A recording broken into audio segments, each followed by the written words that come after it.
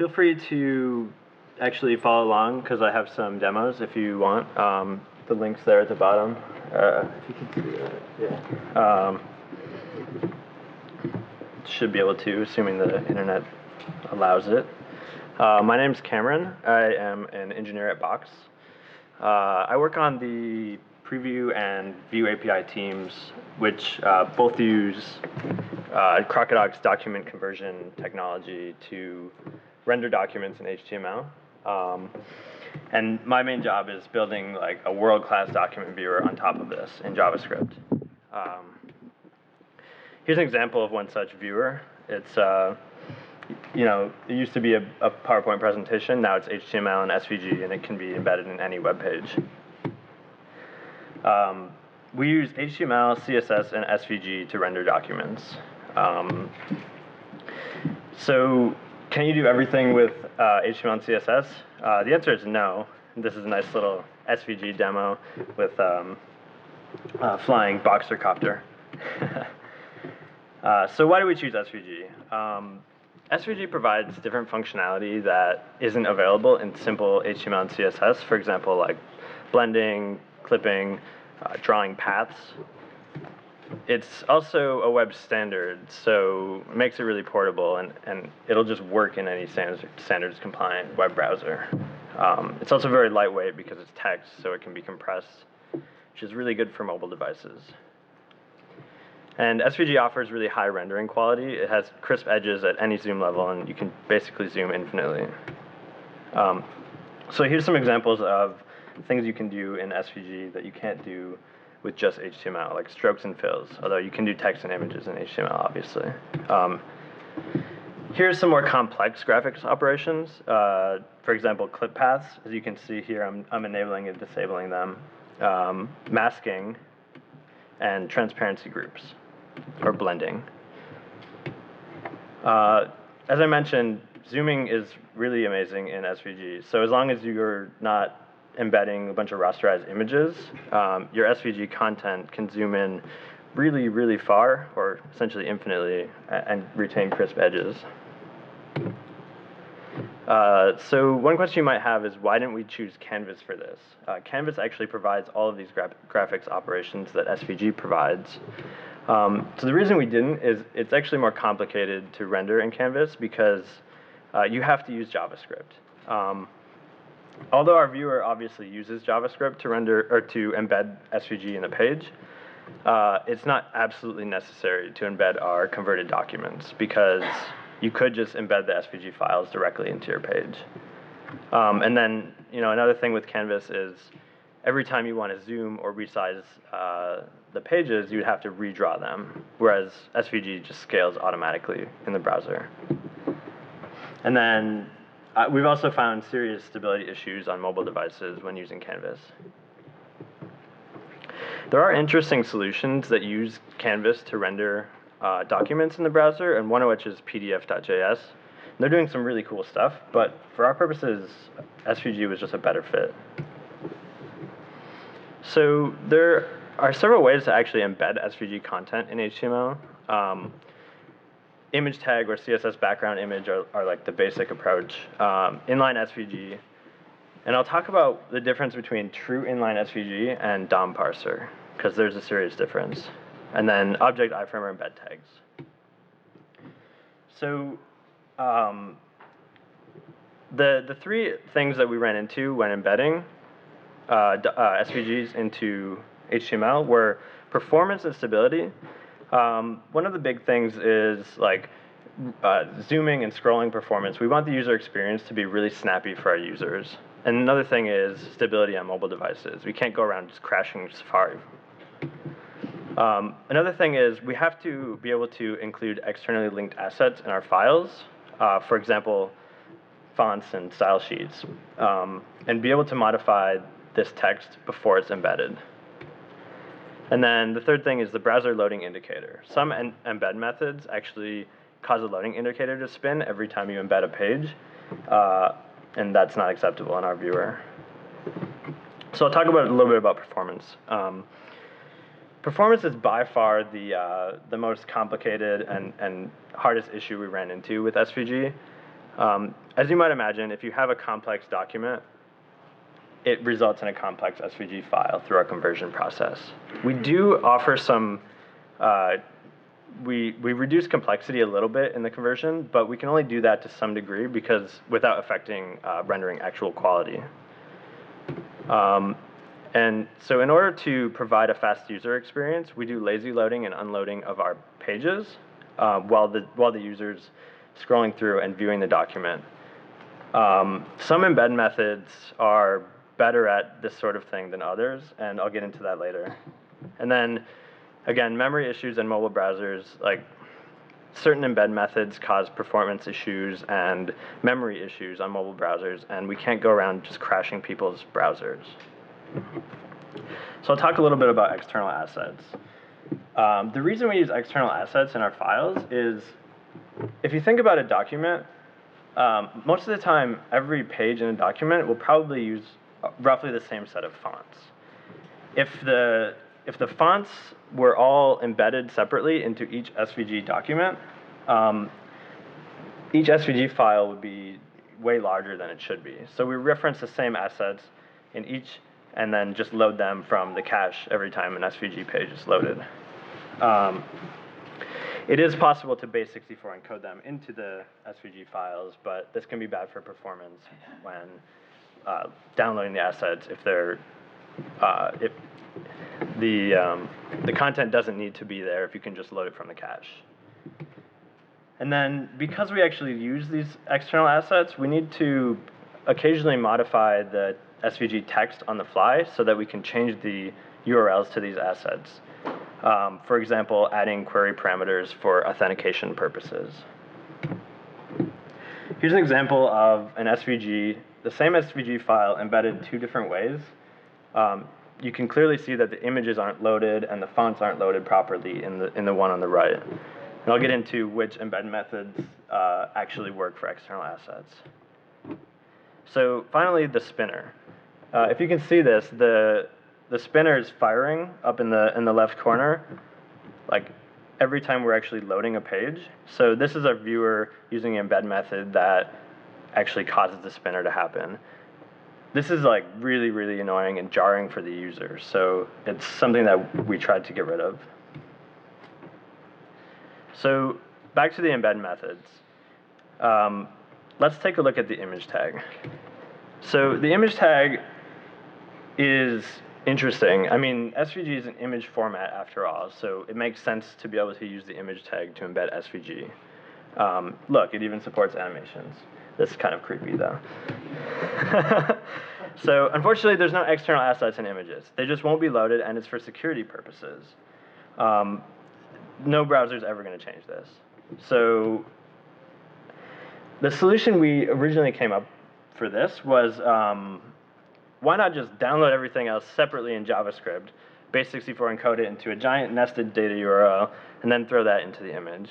Well, okay, that's ridiculously complex and probably not worth it. And also, this results in memory issues. And furthermore, I mean, if these assets are loaded from a different domain, you won't be able to get a data URL from an image. It's just not possible with the browser security policy.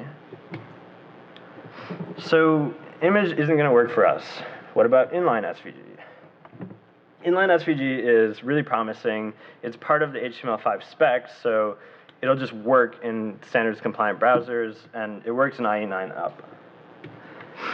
But unfortunately, inline SVG, so true inline SVG is SVG in HTML text that comes down from the server and is loaded at page load.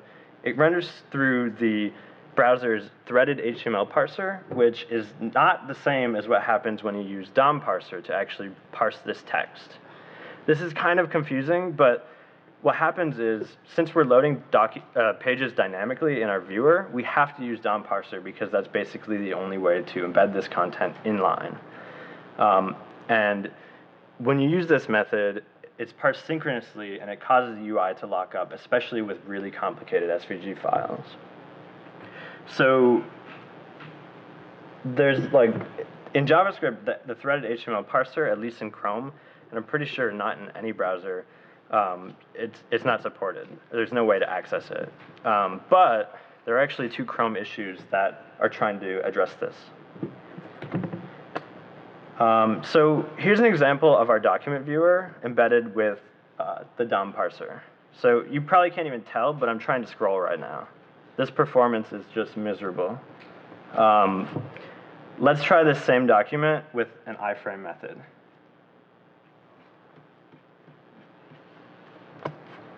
Pages load pretty fast. The scrolling performance is great. So here's another demo where the inline SVG is side by side with the iframe method. The iframe method is on the left, and the inline is on the right, and that uses DOM parser. If I reload this, you can clearly see the differences here.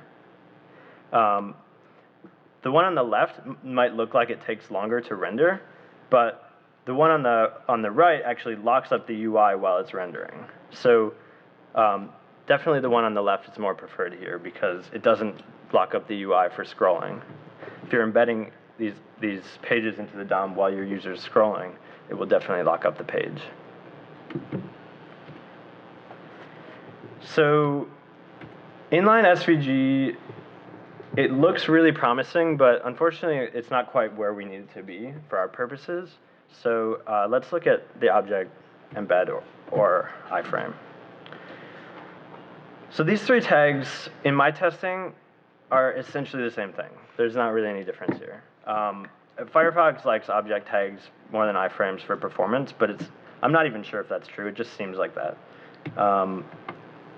So off the bat, these embed methods are actually really good. They offer good performance, and they actually do load external assets. But unfortunately, they cause a spinner every time you load.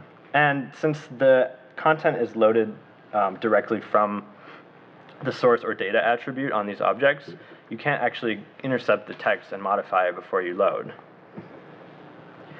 So the solution we came up with for this is we called Proxy Svg.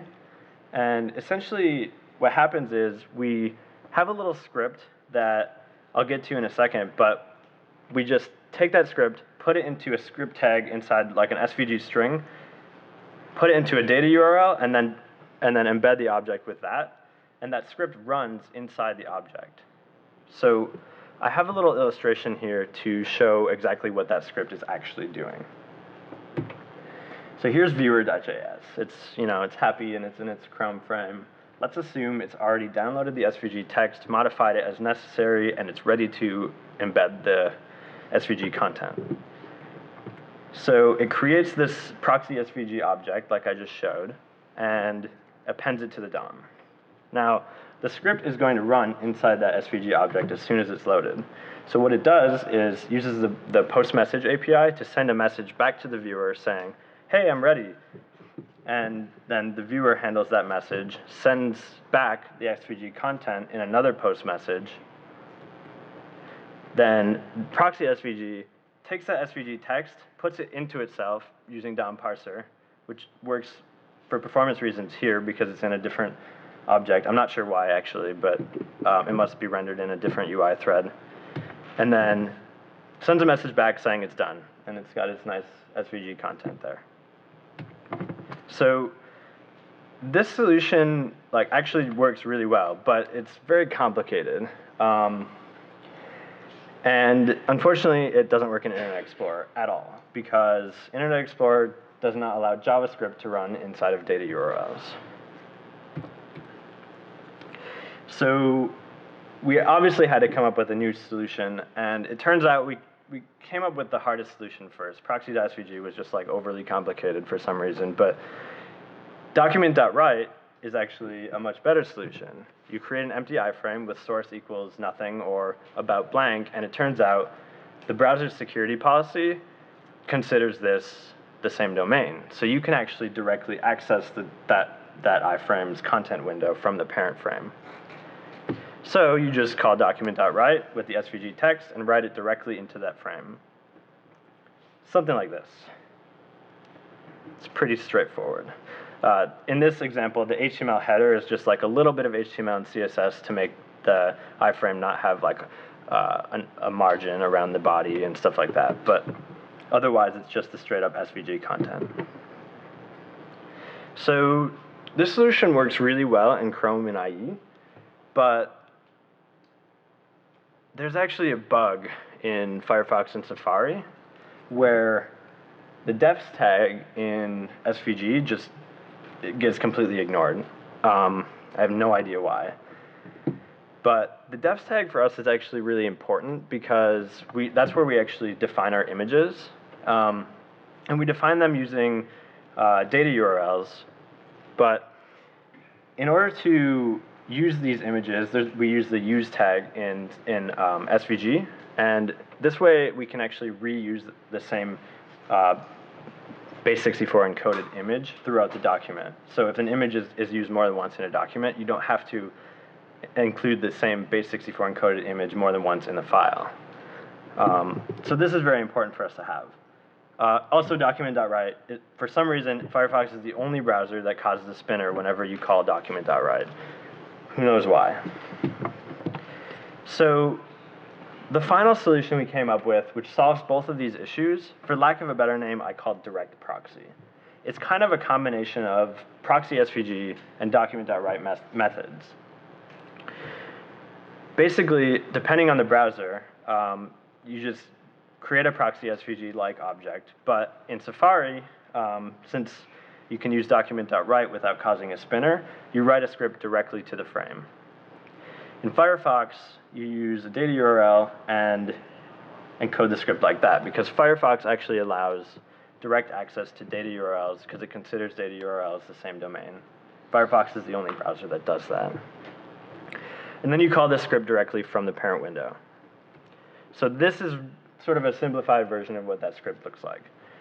This whole proxy SVG function gets stringified into that script at the bottom, which is just, string script that will actually get embedded into the frame. What actually happens then is it calls that function, which exposes a load SVG method on the object, on that object's window, and that function just uses a DOM parser and import node to append whatever text you send to it directly into that document element. So this is how we do it in Firefox. Just data URL, and then unload, call the load function. It's very similar to Safari, but in this case, we just use document.write to write the proxy script, and then same thing, unload, load SVG. So this actually solves the defs bug in Firefox and Safari, and there's no spinner in Firefox. With a combination of this method and the document.write method, that basically covers all the browsers that we support. These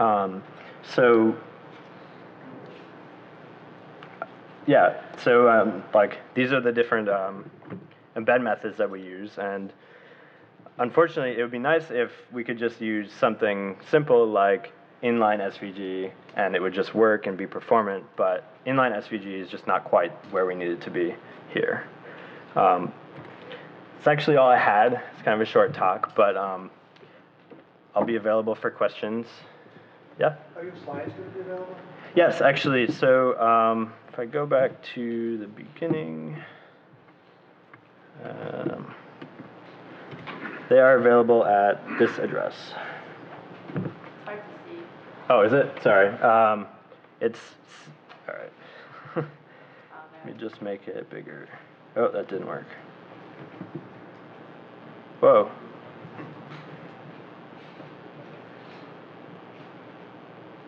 Everybody see that?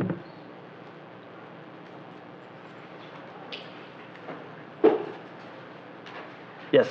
My question is, for SVG or inline SVG, how did you embed it in the document? Did you specify with an I of the SVG attribute, or did you just rely on the 100%? So how did I embed inline SVG into the document? Well, do you define the size for the SVG element? Yes. Generally, we define a set size for each page, and then the SVG element has width 100%, height 100%. The view box of the SVG objects are aligned with how big the pages are supposed to be, so it scales appropriately when we actually resize it. Iframes, for instance, require a size that you specify a size somehow, otherwise it has a default size that defaults back. So you need already a size for the iframe, right? Yes, we specify a size directly on the iframe element, and then inside the iframe, the SVG takes up 100%. Yeah, did you experiment with giving the SVG file a direct size at the beginning? In the inline SVG case. Yes, well, so I'm not sure if I understand the question actually. So if you have the SVG tag, did you say width is 200 pixel, height is 300 pixels, something like that? Did you try that and check the performance of that? Oh, I don't think so, actually. Because I think I just use 100% because it's inside the page element, which is then, there are a bunch of other different elements inside that all take up 100%, so it just works out better for us to use 100% for that. But do you think the performance would be better if I actually used a set width and height? If you experiment with this, because if you do not specify width or height explicitly, then the whole layout of the HTML page is actually depending on the layout of the SVG file. That's why the UI thread definitely needs to be blocked. Okay, yeah, that's interesting. I'll have to give that a try. Any other questions? After Chrome kind of addresses some of those bugs you mentioned, and other browsers start maybe giving a bit more attention to inline SVG, would that be like your preferred approach, or what? Yeah, I'd like to definitely look back at it at that point because it's much simpler than these other methods that we use, and it would make the code significantly less complex, which is obviously a good thing. Do you think what's going to happen with the divergence of Chrome from the regular WebKit, and basically browsers are now fracturing more now? Yeah, so unfortunately it seems like WebKit just doesn't even do anything lately. I mean, Chrome is changing a lot all the time. There's new bugs being fixed. But I don't see a lot coming out from Safari, and I'm not sure what's going to happen there. Hopefully they won't get too far apart, but yeah. I've got a question regarding the complexity of documents, the number of interactive objects. Maybe if you can talk about your experience working with complex documents in terms of the number of objects you can have. Sure. So in my experience, actually I'll pull up this document again because it's a really good example of this. In my experience, the number, the performance is actually sort of directly, wow, where is it? Okay, the performance is directly related to the number of actual elements you have. But I think in this case, it's actually also related to the complexity of the path. There might be a couple paths on this page that are just 10,000 points long or something. And basically what we did to try to reduce the complexity is remove significant digits or just remove the number of points if there are sort of repeat points in a path that aren't necessary. But yeah, basically performance is directly related to the total number of elements or points in a path, it seems like. I'm not sure if that answered your question at all, but that's at least in my experimentation with it. Yes? Did you find that some SVG document was just unrenderable as a result of having too many objects? Yeah, I think I've encountered documents like that, and essentially what we had to do is just reduce complexity to the point that they actually work. Some browsers, for example, even with this particular SVG file, the PDF that this comes from is just ridiculously complex. It actually doesn't even work very well in OS X preview. In fact, our SVG representation of it is actually significantly faster, even in Chrome's PDF viewer, in Chrome versus Chrome's PDF viewer. But sorry, what was the question again? Did you find were you ever unable to render an SVG? Oh, right. What's the upper bound? So I'm not sure exactly what the upper bound is. Peter might be able to help with that question, but any thoughts on that? Every once in a while we'll encounter something that just really doesn't render well in the browser and will absolutely crash out of the browser. And the way we handle that is just by capping the complexity. You know, on the order of 2 megs, kind of want something, you know, one simplified where it's, you know, the uncompressed SVG files are greater than about 2 megs. That's just completely qualitative. There's other factors besides, I mean, for performance, there's other factors besides the sheer number of elements, right? Things like clipping is actually somewhat extensive. Firefox really doesn't like clipping. Yes. Things like filters also will hurt performance because you're doing pixel operations. And so I found really large files. I think 2 or 3 meg is not at all unreasonable. It does depend on the complexity, but I've seen really large files that render fine. I think sometimes it's other, you might consider the other features that you're using within that. Oh, yes. Okay. I was wondering, was the object tag that you used as a proxy method, did it work with cross-origin SVGs? Cross-origin SVGs isn't an issue because we're actually loading the SVG assets with Ajax first. So the embed doesn't ever have to make a request for anything. So as long as you can make the request with Ajax to get the cross-origin, or make the cross-origin request with Ajax to get the content first, then you're good. Yeah. 2 quick ones. One, are you using Illustrator to make the SVGs or something else? So we actually have like an in-house conversion solution that takes a PDF and outputs SVG, HTML, and CSS. And the next one was, have you tried tricking the browser by using CSS to basically overlay multiple SVGs so it gets too complex? We haven't tried that, but that's an interesting possibility. Because I had to use it one time, a long time ago for something completely different. It was a Z-index thing where I just told it to render 2 things over each other. Sure. Yeah. I'm not sure that could help. Yeah. Because then you have 2 separate SVGs. But Sure. who knows what Yeah. happened? More complex for embedding, of course, but yeah. Just your CSS, basically you tag it with the pseudo elements odd even. You tell the odd one, which is the next one down, or the second one actually, even one to render Sure. the previous one. Yep. Any other questions?